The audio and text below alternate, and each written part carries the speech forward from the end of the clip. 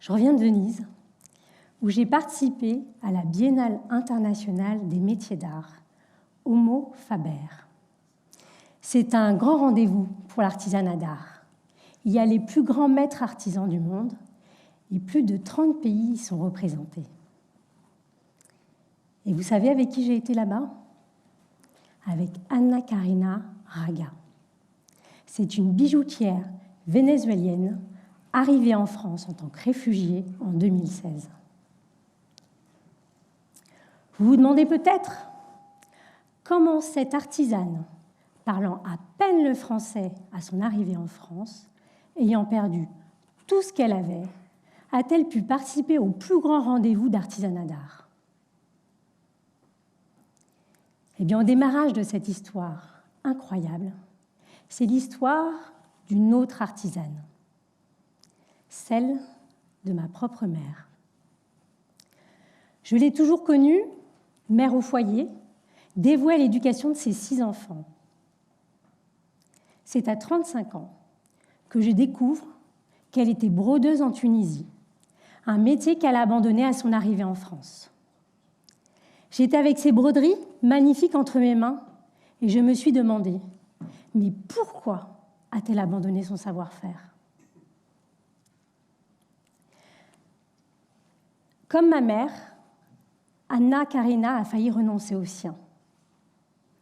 Un jour, un artisan syrien me disait « J'ai tout perdu, mon pays, ma langue, ma famille. Mais la seule chose que j'ai réussi à emporter avec moi, c'est le savoir-faire que j'ai entre mes mains. » C'est pour cette raison que j'ai fondé la Fabrique Nomade. Nous avons accompagné et formé Anna Karina pendant 9 mois. Elle a suivi des cours de français, découvert son secteur professionnel grâce à des visites d'ateliers, des visites de salons et rencontré d'autres artisans. Et elle a collaboré avec une designer pour créer une collection de bijoux qui à la fois va valoriser son savoir-faire et aussi démontrer son adaptation au marché français. Anna Karina est aujourd'hui créatrice de bijoux. Elle est indépendante. Et tout récemment, elle a collaboré sur un magnifique projet avec le groupe LVMH. Elle a travaillé avec l'artiste Jérémy Gobet et 4 autres artisanes réfugiées. Ensemble, ils ont créé une œuvre qui s'appelle « Conversation ex situ ». C'est justement cette œuvre qui a été présentée à Venise. Là-bas, Anna Karina a fait des démonstrations de savoir-faire et le public a été stupéfait par sa technique et l'alchimie des couleurs qu'elle arrivait à créer. C'était incroyable de la voir avec tant de fierté et de confiance sur cette scène internationale. On peut dire qu'Anna Karina a trouvé sa place en tant qu'artisane. J'ai aussi envie de vous parler d'un couturier et brodeur sénégalais talentueux. Il s'appelle Ablaye Mar. Il maîtrise la technique de broderie, la cornélie. C'est un savoir-faire français, mais que peu de personnes maîtrisent en France. Depuis son enfance, Ablaye n'a qu'un rêve, créer sa propre maison de haute couture. Comme beaucoup de migrants, il a traversé l'Italie où il a fait beaucoup de petits boulots. Et à son arrivée à Paris, il a déposé son CV dans plusieurs agences d'intérim. Mais il n'a jamais été rappelé. Il a installé sa machine cornélie dans un petit atelier qu'il partageait avec d'autres couturiers africains à la Goutte d'Or, dans le 18e à Paris. Après sa formation à la Fabrique Nomade, il décroche un entretien dans un atelier de couture parisien.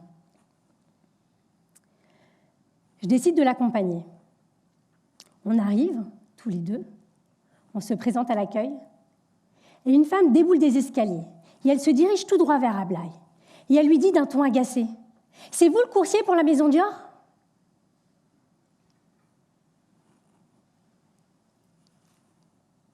Vous ressentez le malaise, là? Moi, je me suis liquéfiée sur place.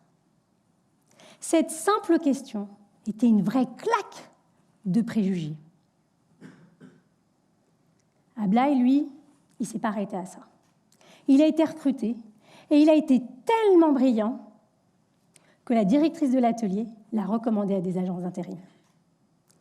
Et c'est là que commence son parcours qui le hisse à la Maison Kenzo, où il exerce son métier depuis 4 ans maintenant. Derrière cette réussite, c'est une fierté et une identité retrouvée grâce à son métier, qui lui permet non seulement de devenir un acteur à part entière de la société, mais in fine de se sentir enfin chez lui. D'ailleurs, en 2019, il obtient la nationalité française. Ablaye est aujourd'hui un artisan français, fier de ses 2 cultures et de son savoir-faire. Il joue un rôle modèle pour nos artisans, car il porte un message d'espoir. Je suis convaincue qu'Ablaye créera un jour sa maison de haute couture, qui fera peut-être la renommée de la France, comme Kenzo, ce créateur japonais. Moi, son parcours, je le trouve incroyable, car il bouscule tellement d'idées reçues. Derrière l'étiquette de réfugié se cachent bien souvent des talents insoupçonnés. Maintenant, ensemble, nous allons faire un reset. Vous pouvez fermer les yeux. Quand je vous dis réfugiés, migrants, quelles sont les premières images qui vous viennent immédiatement à l'esprit? Comme moi, vous voyez des bateaux en déroute sur la Méditerranée, des campements de fortune, une masse de personnes indifférenciées, la misère, l'insécurité. Maintenant, je vous demande de remplacer ces images par l'histoire d'Anna Karina et d'Ablaye. Vous voyez des gestes, des savoir-faire, la création, l'excellence, le courage et la résilience. Vous pouvez rouvrir les yeux. Maintenant, je vous invite à agir, car nous sommes tous des acteurs de changement en sommeil qui ne demandent qu'à être éveillés.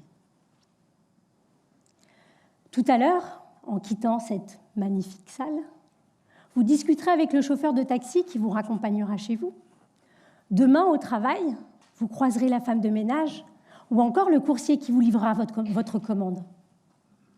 Si cette personne est étrangère, demandez-lui « Quel métier faisiez-vous dans votre pays avant d'arriver en France ?»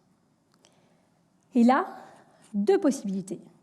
La première, il ou elle était artisan. Et là, sans aucune hésitation, contactez-moi. Contactez la Fabrique Nomade, car ce sont peut-être des mains en or qui méritent d'être révélées. La deuxième possibilité, il était technicien, elle était professeure, infirmière, médecin, architecte, commerçant.